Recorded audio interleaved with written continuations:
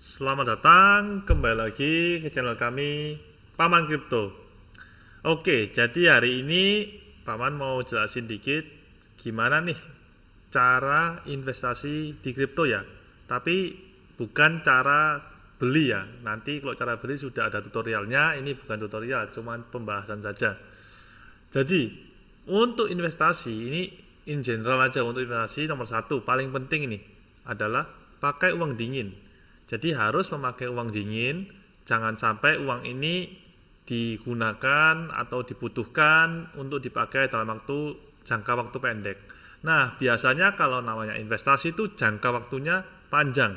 Minimal biasanya itu 5 tahun ya. Itu paling minim untuk sebuah investasi. Karena investasi itu bisa kelihatan hasilnya baru 5 tahun. Nah, nanti biasanya kan orang-orang kalau pakai data kan katanya bisa dapat profit 12% per tahun. Nah, itu data ini keluar karena jangka waktunya lama. Jadi mungkin tahun pertama cuma 1%, tahun kedua minus 2%, tahun ketiga minus 5%, tahun keempat tahun 4 baru naik 50%. Nah, nanti di total-total dapatnya 12% per tahun. Nah, seperti itu ya. Jadi kalau kalian perlu tahu, makanya kenapa ini paling penting, yaitu harus memakai uang dingin. Oke, lanjut. Untuk nomor 2. Nah, misalnya untuk mau investasi di kripto, untuk bagi yang baru investasi dan pemula. Nah, kalian ini kan pasti sudah punya namanya dana investasi ya. Dana investasi kalian sendiri, misalnya investasi di emas, di logam mulia, seperti mungkin emas perhiasan atau antam, atau juga tanah, atau juga bisa juga saham, dan ada juga kripto ya. Nah, untuk saran saya di kripto ini bagi yang baru itu maksimum 20% saja. Jadi misalnya kalian dana kelolaan investasi kalian sendiri adalah 100 juta. Jadi maksimum masuk kripto 20 juta. Ini maksimum ya, bukan minimum ya. Jadi kalau kalian profil risikonya lebih rendah, masuk 5 juta pun tidak ada masalah. Karena kita tahu bahwa kripto itu sangat fluktuatif. Kalau naik bisa 1000%, 15%, jadi banyak banget ya. Jadi kalau naik 1000% kan 10 kali, berarti 5 juta bisa jadi 50 juta. Jadi sebenarnya tuh juga kecil pun tuh kerasa nantinya besar, karena memang fluktuatifnya sangat fluktuatif. Jadi makanya untuk orang-orang yang baru untuk investasi masuk, saya rasa maksimum tuh 20%, tergantung dari profil risiko kalian masing-masing.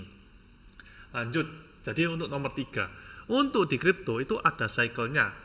Karena memang kripto ini kan masih belum ada regulasi, masih belum banyak orang yang percaya. Jadi kenapa fluktuatif ini? Karena masih belum ada orang yang percaya itu. Karena kan kalau saham udah banyak percaya semua, makanya harganya fluktuatifnya juga masih terbatas.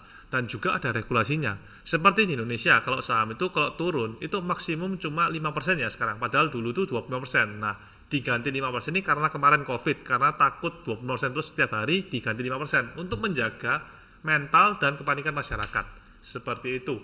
Nah, untuk cycle Bitcoin ini kita bisa langsung aja lihat chart ya. Jadi ini chartnya. Nah, kita langsung lihat weekly aja. Jadi ini sudah saya tandain. Jadi di dalam Bitcoin itu ada cycle-nya. Namanya itu halving.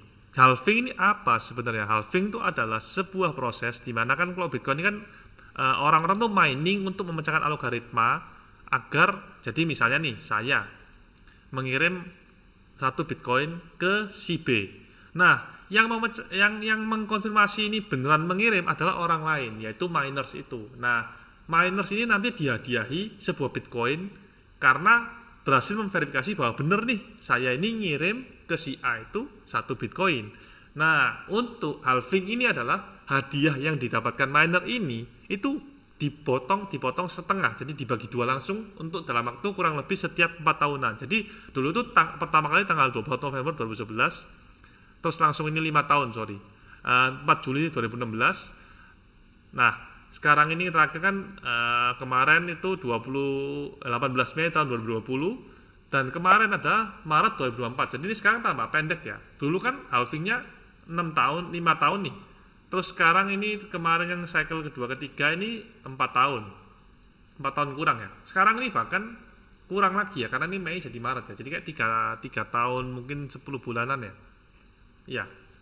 Nah, jadi berkurang. Nah, ini halving ini kenapa saya langsung tandain sekarang? Karena memang biasa cenderung kalau melihat cycle. Jadi kalau sudah mendekati halving itu Bitcoin itu biasanya arahnya naik. Nah, kenapa? Jadi bagi-bagi yang mau investasi kripto, kalian tuh harus lihat bahwa kalau sudah dekat-dekat halving ini, wah ini waktunya bagus juga untuk beli.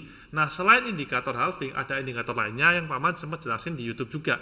Nanti bisa cek aja di video-video kami sebelumnya, seperti itu. Nah, oke, itu yang nomor 3 ya. Jadi yang terakhir, dan juga ini menurut saya juga salah satu hal yang paling penting, yaitu nomor 4, yaitu mentalnya harus kuat. Kalau investasi itu, kan makanya kenapa nomor 1 sama nomor 4 ini berhubungan. Kalau pakai uang dingin, kita santai nih, kita mentalnya pasti kuat. Nggak mungkin kan tiba-tiba butuh BU langsung jual, kan enggak, karena meskipun rugi banyak ya. Nah, kadang-kadang orang kalau ngecekin investasinya terus itu juga nggak terlalu bagus, karena itu merusak mental. Karena panik bisa, wih kok investasi saya turun banyak nih, waduh gimana, sayang sekali, mendingan saya jual aja deh, mendingan nggak usah investasi deh. Nah, sedangkan kalau harganya itu naik, orang-orang tentunya biasanya FOMO, jadi takut untuk ketinggalan, jadi mereka itu malah beli lebih banyak lagi. Nah, saran saya mentalnya harus tetap sesuai dengan planning dari awal yang kalian buat, dan mentalnya tetap harus kuat meskipun turun, dan kalian misalnya memutuskan untuk menggunakan teknik investasi menabung setiap bulan dan membeli meskipun turun, harus tetap dibeli, karena saat itu nggak dibeli, kalian itu berarti sudah merusak mental kalian juga. Planning yang mau dilakukan ini jadi rusak. Nah, makanya planning ini untuk investasi itu harus dibuat terlebih dahulu, karena kalau tidak bisa mengacaukan semuanya.